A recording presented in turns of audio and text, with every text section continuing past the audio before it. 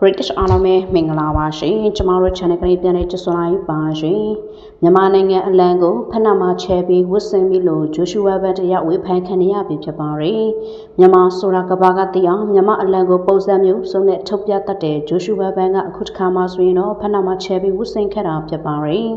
မကြခင်ရှင်မြန်ရမယ့်ပွဲတွင်အင်တာဗျူးဖြစ်ဆိုတဲ့အချိန်မှာဖက်နှက်မှာမြန်မာအလံရှမ်းနေပြီးဝတ်ဆင်ခဲ့လို့လူအများကြားမှာဝေဖန်မှုတွေပြင်းထန်နေပြီလည်းဖြစ်ပါတယ်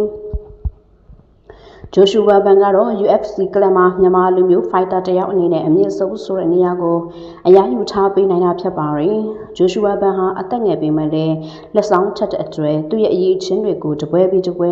မြင်တွေ့နေရတာပဲဖြစ်ပါတယ်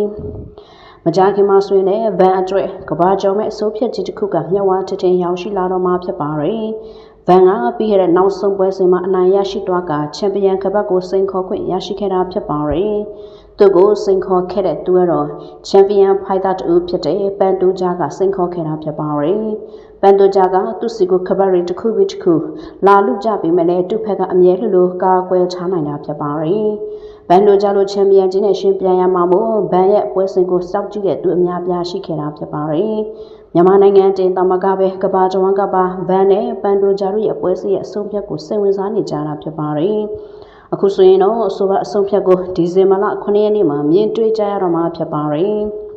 ။နေကုတ်ပိုင်းမှာရှင်ပြိုင်မယ်လို့အသိပေးထားပေမဲ့အခုလောက်ထိမြန်မြန်ဆန်ဆန်ဖြစ်လာလိမ့်မယ်လို့ဘယ်သူမှမထင်ထားခဲ့ကြပါဘူး။ဗန်ကတော့ဒီပွဲစဉ်အတွက်အဆင်သင့်ဖြစ်နေပြီဆိုသလိုစိန်ခေါ်မှုစကားတွေလည်းဟစ်ကြွေးထားပြီဖြစ်ပါတယ်။ကျွန်တော်နိုင်သွားမှာပန်တူဂျာကအိုနေပြီလို့အတန်ထွက်မလာနဲ့ဆိုပြီးဗန်ကတော့ယုံကြည်ချက်ရှိစွာနဲ့သတိပေးစကားတွေပါဆိုလာခဲ့ပြီဖြစ်ပါတယ်။ဗန်ကတော့အသက်ငယ်သေးတဲ့အတွက်ဒီပွဲမှာခြေချော်လက်ချော်ဖြစ်ကမှညွှန်မယ်လို့တချို့ကလည်းရှစ်ပြေခံမှန်းချက်တွေလည်းရှိခဲ့ပါတယ်။ဗန်ကဒီလောကကိုခြေချကလေးကလည်းတက်တက်နှုတ်သေးတယ်လို့ပွဲစင်ကလေးကလည်းနေသေးတာဖြစ်ပါတယ်။ဒါကြောင့်မလို့ပန်တူဂျာလို9ပွဲဆက်တိုက်ချန်ပီယံကပတ်လူဂျာကိုတောက်ခံထားနိုင်တူနဲ့ရင်ဆိုင်ရမယ့်အချိန်မှာတော့ဗန်အတွက်စိတ်ပူစရာလေးကထွက်ရှိလို့လာခဲ့တာဖြစ်ပါတယ်။ UFC ရဲ့ထက်တန်ဘရင်တူဖြစ်တဲ့ပန်တူဂျာကျော်နိုင်ကို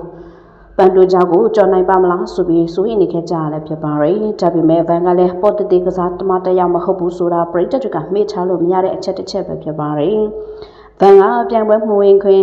လာနဲ့ချီရဲ့အချိန်ကာလတစ်ခုမှာလေ့ကျင့်မှုကိုနေစဉ်မပြတ်လှုံ့ဆော်နေခဲ့လည်းဖြစ်ပါတယ်။တွေ့လိုအပ်တဲ့ပြင်ဆင်ချက်တွေကိုလည်းဂျန်နရီမှာတင်ထားပြင်ဆင်ခဲ့တာမို့ယုံကြည်ချက်ကတော့ထိတ်ဆုံးလို့သိရပါတယ်။ဘန်ဒူဂျာရဲ့အားနည်းချက်တွေကတေးချာလေးလာထားပါတယ်သူ့လိုလူမျိုးနဲ့တွေ့ရမယ့်အချိန်မှာသူ့ထက်မနှဲအောင်ပြင်ဆင်ထားဖို့လိုတယ်ဆိုပြီးဗန်ကတော့သူ့ကြိုတင်ပြင်ဆင်ထားတာကိုလည်းထုတ်ပြောခဲ့တာဖြစ်ပါတယ်ဗန်ကဒီပွဲမှာသူ့ရဲ့ချန်ပီယံကပတ်လှူနိုင်လိမ့်မယ်လို့အပြည့်အဝကိုယုံကြည်ထားတာဖြစ်ပါတယ်ဒီပွဲမှာသာဗန်အနိုင်ရခဲ့မယ်ဆိုရင်တော့မြန်မာနိုင်ငံအတွက်နိုင်ငံကုန်းဆောင်တစ်ယောက်ဖြစ်လာမှာတော့အသေးချာပဲဖြစ်ပါတယ်